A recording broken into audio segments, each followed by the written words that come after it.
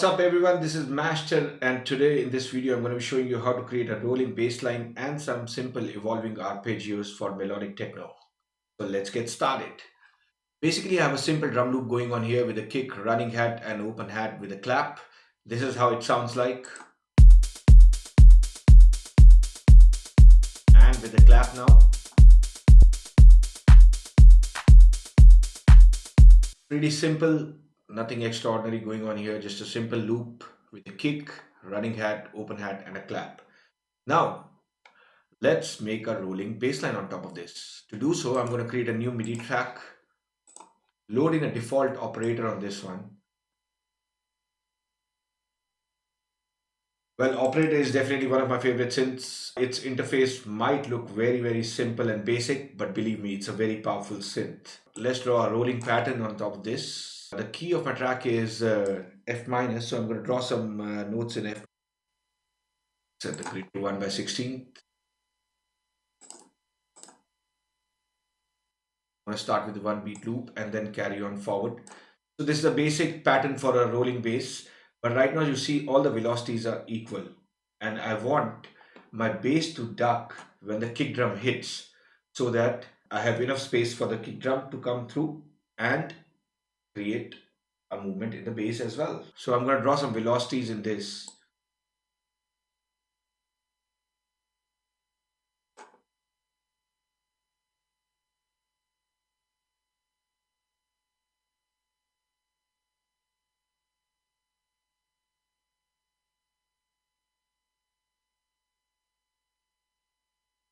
On the first note, I've kept the velocity very low because I don't want this note to be peaking because that's where my kick drum hits as well.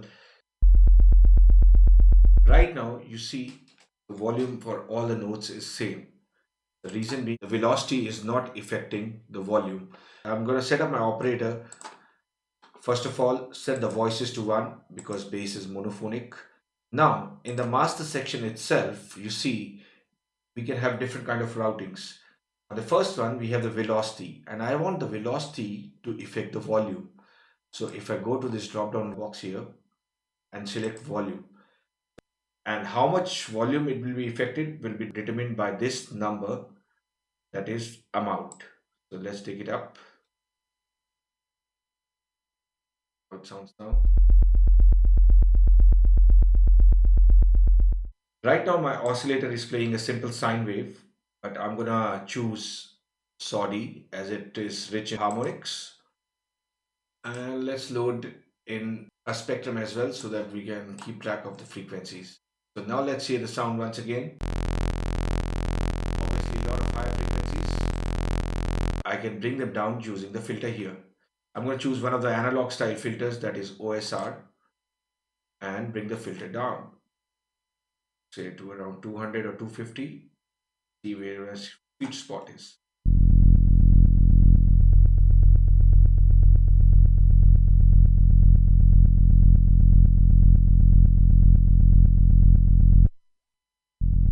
Now I'm going to bring the brightness back with the bit, increasing the resonance a little bit.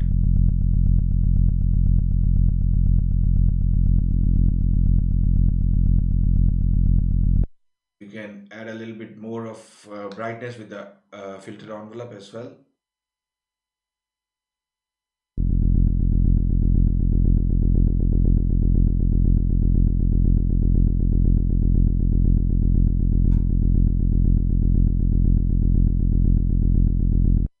You can further brighten up the sound with the filter drive as well.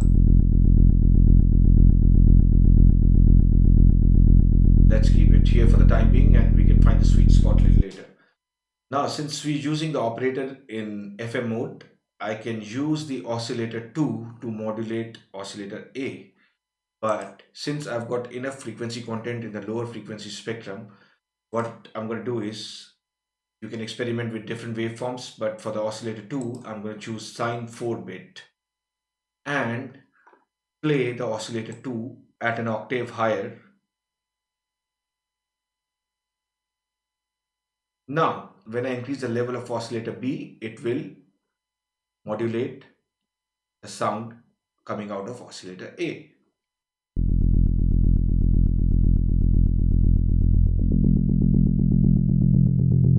Straight away you can hear the difference. You have to find the sweet spot that matches your taste and your style of music. Let's see where it is for me.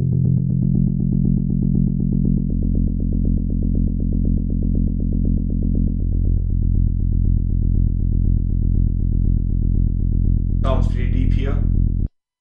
Now, the last step, let's use the LFO to provide some movement. But I'm going to use the LFO only on the filter and the volume. So I'm going to set the LFO on sine, set it to sync, trigger off. The LFO is affecting oscillator A, B, C, and D. I'm going to turn that off and I'm going to get the LFO to only affect the filter. And in my second distribution, that is distribution B, I can choose volume. So that is the master volume coming out of my operator. So now my LFO is affecting both the filter as well as the volume. Now let's hear what difference does this make.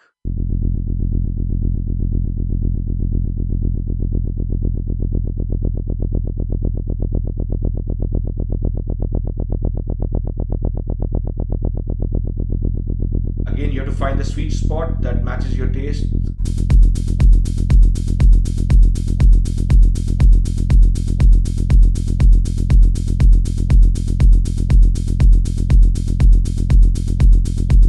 So rolling bassline sounds good when some of the notes are played at an octave higher. Let's see if it sounds good for our track.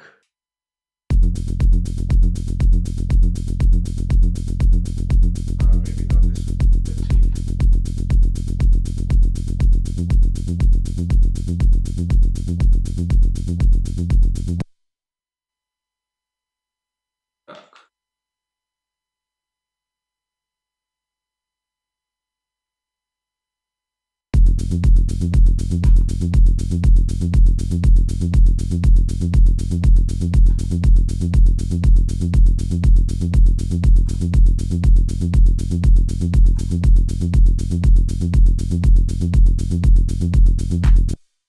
Now to further fatten up, we can add some distortion. I'm going to use saturator and give a bit more drive from here.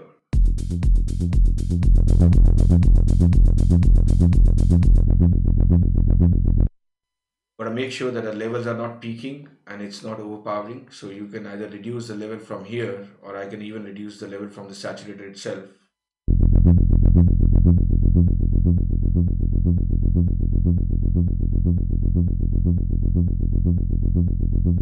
Now you can set your channel volume to sit with your kick.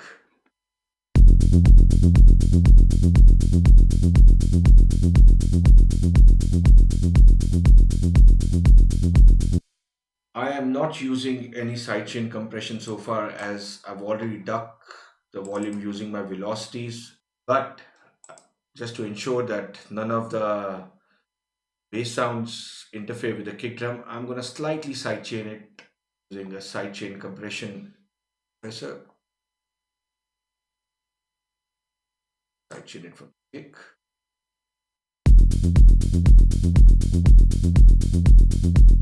Not too much because as it is, we have the bass ducking. Now coming on to the next step, that is arpeggios. Well, arpeggios are basically the notes of the chords played one after the other in ascending, descending, or any random order. So I'm going to show you a couple of very simple techniques how you can create your arpeggio sequence. So we're going to create a sequence that repeats itself after every beat or every two beats. I'm going to load another MIDI track. So I'm going to load in a default operator once again and draw my arpeggio notes. So I'm going to be creating an arpeggio sequence in this one which repeats itself after every beat. The notes of F minor chord are F, G sharp, C. Create a one beat loop. And for the last one, maybe here. Or you can even have it an octave higher.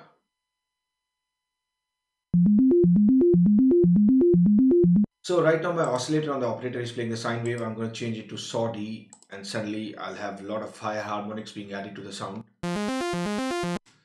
Now what I can do is I'm going to bring the filter down, quite down. And I'm going to add the brightness back in with the filter envelope.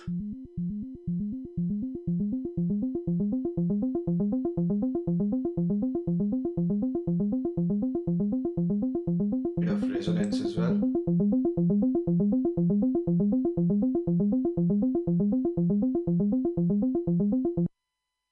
And also you can give a little bit of filter drive.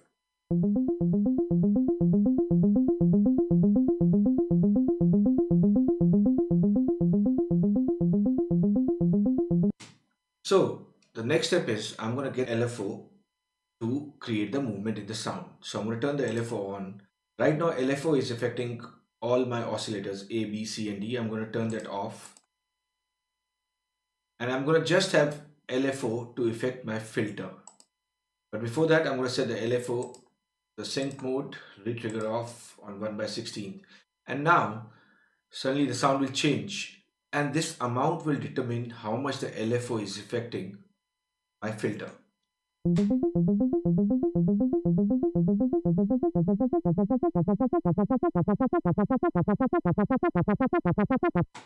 You can set this to your liking or you can even automate this over the course of the track. It's up to you. But I'm going to use filter to create the movement in the sound. And maybe during the track, I can use the combination of both.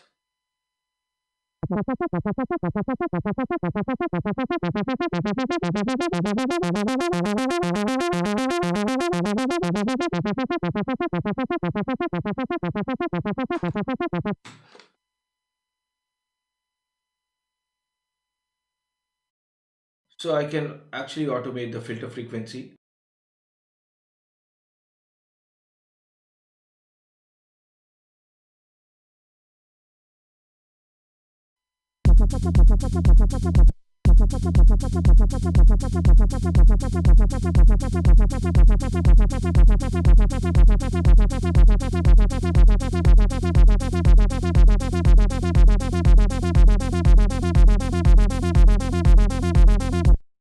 Now, to give this sound a bit of space, you can use the effects like reverb and delay. Use reverb. But before that, I'm going to use an EQ8 to roll off certain low frequencies if there are any, and they might clash with my low end of the sound.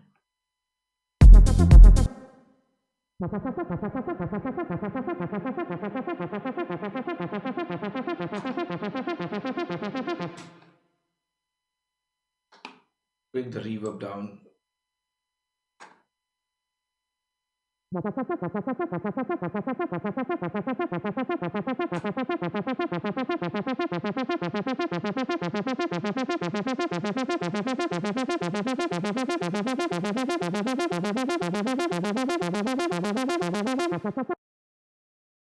And add a delay as well. Use the delay on 2/16. Set it on a ping pong, and I want the delay to affect only the higher or the middle frequencies. I'm going to keep the drive at high for the time being so that I can show you how it sounds like.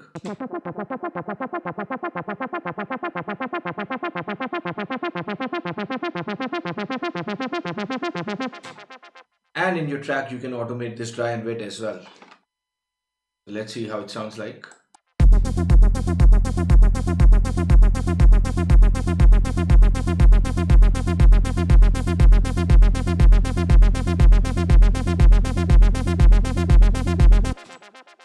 Finally, at the end, I'm going to slightly slide chain it to my kick drum so that none of the notes overlap with the lower frequencies.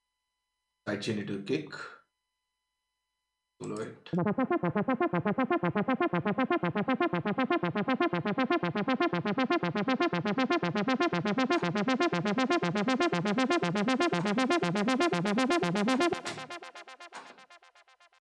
So this is your first stop right there. Let's mute this channel. I'm going to load in another MIDI track, load in another operator, and show you another form of arpeggio as well. So let's draw some MIDI notes. F. Let's go to G sharp.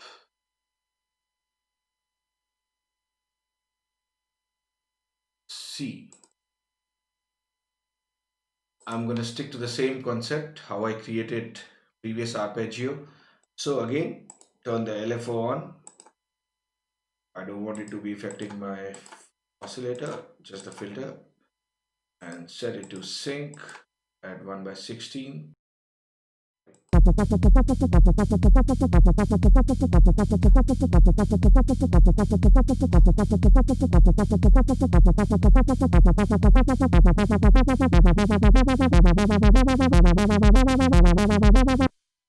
Load in one of the MIDI effects, pitch, and maybe go up and down and see how it sounds. If I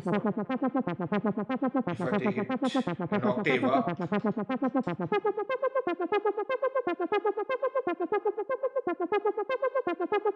let's hear it with a kick and the bass.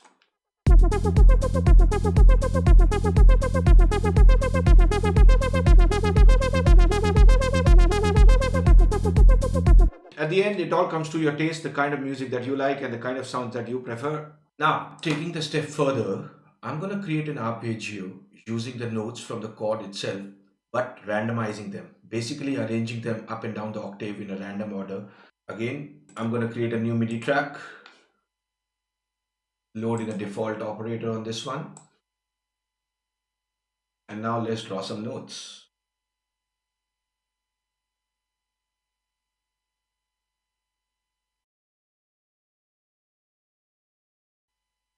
So our basic chord was F, G sharp, and C.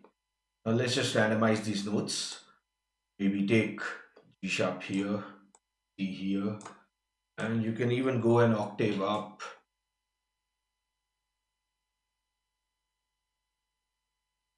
So basically I'm just arranging the notes in a random order and coming up with a rhythm with that.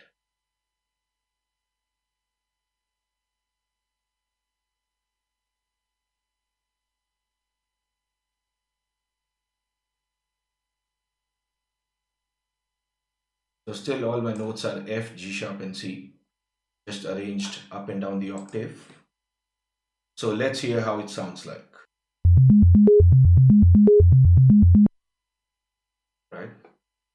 So on the oscillator, I'm going to change the waveform from sine to saw-T. So this time I'm not going to use the LFO. Set the filter on OSR, bring the filter frequency down, and bring the brightness back up in using the envelope. Maybe a bit of resonance as well.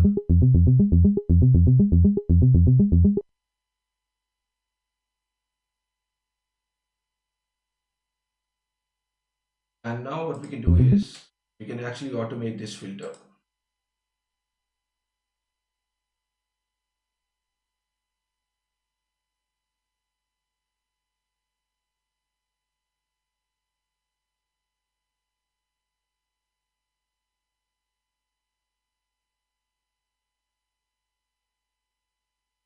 Also, I'm just going to copy my EQ, reverb, delay and the compressor from the previous channel.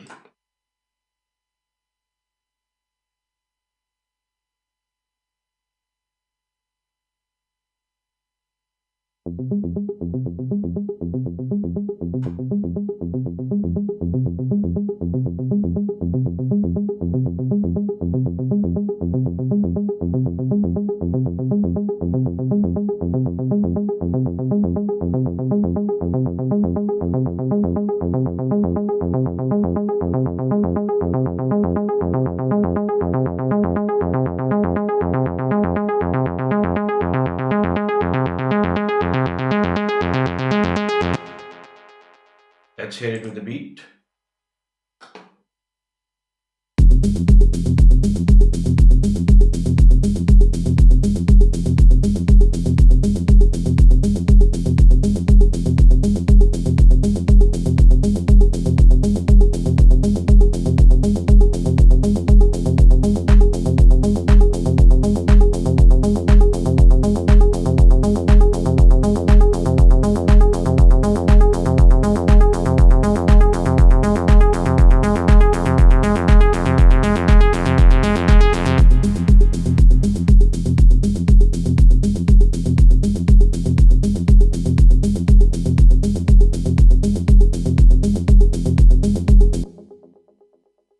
So that's about it. This is what I wanted to show you today. If you liked the video, don't forget to hit the subscribe button and hit that bell icon. And I'll see you next time. Cheers.